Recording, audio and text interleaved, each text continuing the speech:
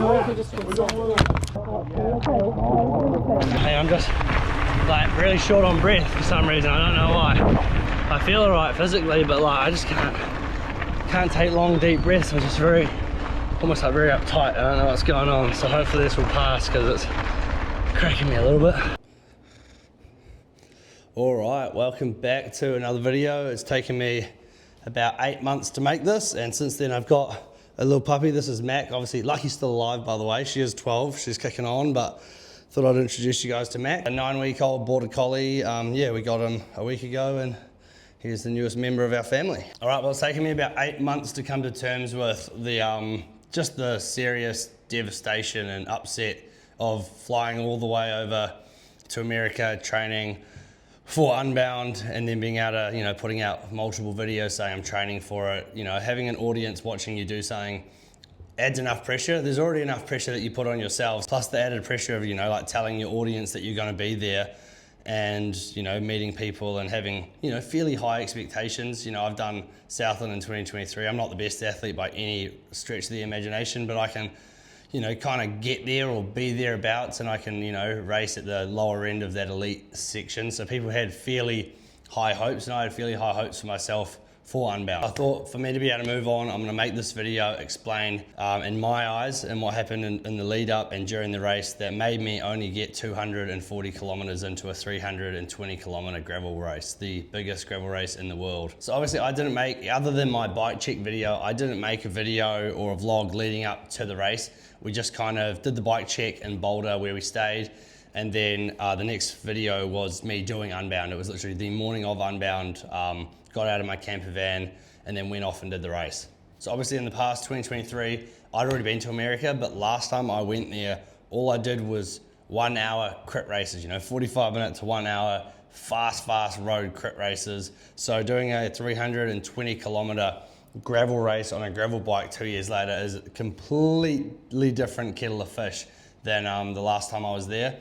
And obviously being America, I am completely not in touch with the food. So I think a big portion of what happened was that we'd gone and stayed with Scotty and his wife in Boulder, and they'd cooked for us for like the first 4 days that I was there before I got the camper van. So we had really good food, and they're like, you know, they've kind of worked out, especially Scotty as a Kiwi, has worked out where all the good food is and like how to keep yourself away from all the bad shit, because there's so much pretty average food over in America. So he kept me pretty healthy while I was in Boulder. So 2 days before race day, this is kind of like the first muck up.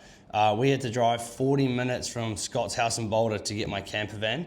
He dropped us off there. It is just unbelievably humid and hot, and our camper van just was not ready. Me and Anna sat in this camper van dealership in the middle of nowhere. There was no food, there was no water or anything. So all I had was like a Powerade and a bottle of water. And we sat there for 4.5 or 5 hours, and we had a 10 or 11 hour drive ahead of us. And we just sat there. And I was starting to panic. I was like, you know, I wanted to get a ride in. I wanted to get majority of the way there. I wanted to do like 7 or 8 hours plus like an hour and a half, 2 hour ride on that day. So in my head, I've like, my plan that I already had was just completely destroyed. So I got the camper van at about midday, and I have this thing where it's like, right, I just got to get there. I just got to get there. So I drove pretty much dead solid for 10 hours until it was almost, I think, midnight. So then we found a campsite like an hour and a half out of Emporia. So I stayed there, paid the fee, and I just could not sleep. I was really panicked about like everything that had gone on, super panicked about everything. So then at about 2:30 or 3 a.m, I woke Anna up, and I was like, right, I just got to get on the road. So we packed everything up from that campsite, pitch black, and Anna slept in the passenger seat, and I just drove for another, I think, hour and a half, 2 hours. And then at 8 or just before 8 a.m, we got to Emporia, and then we parked in like the big campsite where everyone's allowed to stay. And I parked up and just went straight back to bed for 2 hours. And so yeah, that sleeping pattern literally turned up there on the day before Unbound was just terrible. So we had like 2 hours sleep, and I had to wake up because I said that I was meeting Connor Sens, who was the national gravel champ at the time. I said that I was going to meet him for a pre-race ride at 2 hours. So I'd literally had like 4.5 hours sleep when I met him in Emporia that morning. But obviously when you've got this big race ahead of you, just try to be like, no, it's fine. You know, I feel fine, so I must be fine. So I did the ride with him, actually did feel pretty all good. Went and registered, got all my pack, and then we went out and we got dinner that night, and obviously had a pretty early night in the camper van. Yeah, that was like the first, like the build up of just bad stuff that I had organized leading up. The camper van also just wasn't big enough for the two of us. Our bikes took up the entire hallway, so anytime you wanted to go get something from the fridge or something and you didn't want to leave your bikes outside because it didn't have a bike rack, you had to take all the bikes outside. So next time, definitely gonna like hire a car or a ute and then get accommodation where you can actually like stay in, and it has AC as well. Because if you wanted to run the AC and the van was off, you had to like run a generator, and that thing was so loud. So yeah, on race morning, obviously I got up really early, had 2 breakfasts. I think I had a whole lot of cereal, oatmeal, and then I even had some pancakes and stuff. I was just trying to carbo load like hell.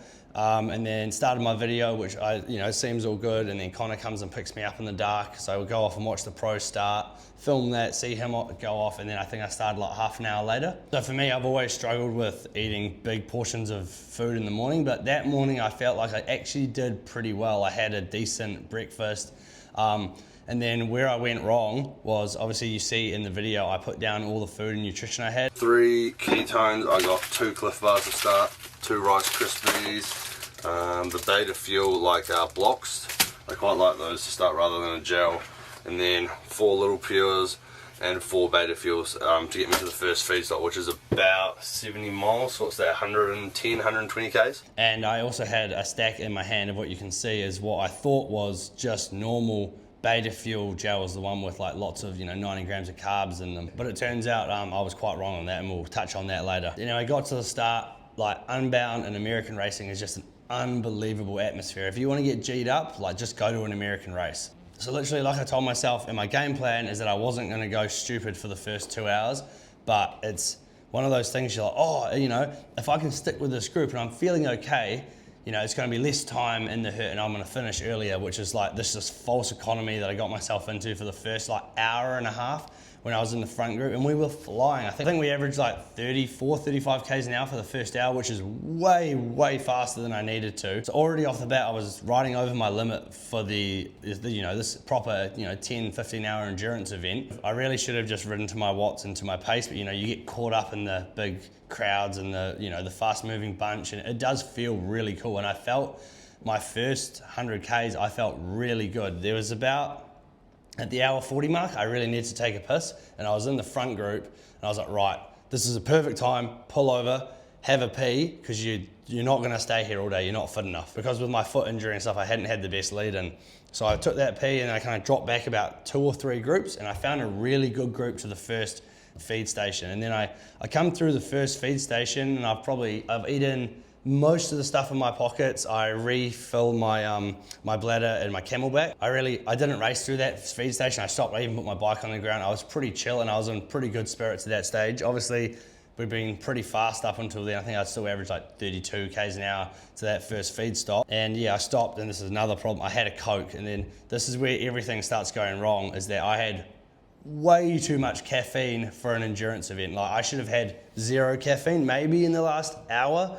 Could have started having a little bit of caffeine to try and get me home.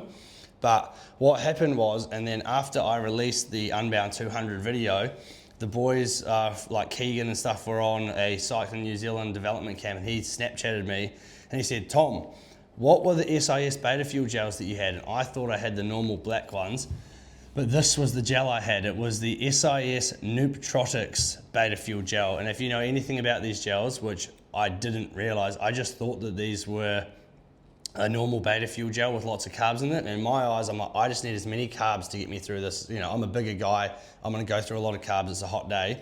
But if you know anything about these Nootrotics gels, these are just like a Red Bull in an entire gel. So reading off the back, these are 60 milligrams, and they have 200 milligrams of caffeine per sachet. So I think I had already had, by the first feed stop, 3 or 4 of these maybe. And then after that, I think I had another 2, and plus that Coke. So between the first feed stop and the second feed stop is when, you see in the video, I just start panicking. Really short on breath for some reason, I don't know why. I feel all right physically, but I just can't take long, deep breaths. I'm just almost very uptight. I don't know what's going on. So we're almost at the second water stop, and I need it so bad. I want an ice block so bad. It's so hot. All my water's hot. I'm dying. Pumping, like it is something like I'd never felt before. I could not breathe. I had to I dropped into the small chain ring. This is like, I can vaguely remember this. I'd like drop into the small chain ring, be doing 150 watts, and my heart rate was like 195. And I just could not for the life of me get my heart rate down. I thought like I was having like chest compressions, which I'd never had before, like really tight chest, really tight chest and shortness of breath. And yeah, it turns out that it's because of these gels. I didn't realize that I'd had like the equivalent of 8 Red Bulls or something by the time I got to the second feed stop. There's like a water station where I was so hot. It was ridiculously humid at that stage. All I wanted was bread. I just wanted something to like absorb this and then maybe go to the toilet and try and get myself through this. And little naive Tom didn't realize that in these tiny little American back towns, there's no dairies, there's no like side stores or servos. I literally went off course in a few of these towns looking for food of any, like McDonald's, just something solid to put in me. And this is just goes down to my preparation was just shit. Like I hadn't given Anna, who was at the actual feed zones, any more food than like Rice Krispies. I didn't give her a sandwich or a Subway. I needed solid food. So I was basically out there for 12, 13 hours on my breakfast, and then a whole load of this like fake, preservative shit. So that's really where I went super wrong. And the caffeine overload, literally I felt terrible for days and days and days after that event. Yeah, moral of the story is read what's on your gels before you consume them, because I didn't realize what nootrotics meant until I got over there, because we usually sell the normal beta fuel ones at the store. So there's a trick for young players. I bombed, but I also had real bad chest pains after 6 to 7.5 hours. Like I couldn't breathe or anything. But yeah, we won't get too much into that. But yeah, 240 pulled out. We have Arby's, and I'm trying to get some food down. I sat at the feed stop for like 20 minutes plus trying to get some food down. I just could not get anything else. It just felt like it was all coming back up. So yeah, not a good day, and I'm very sunburned.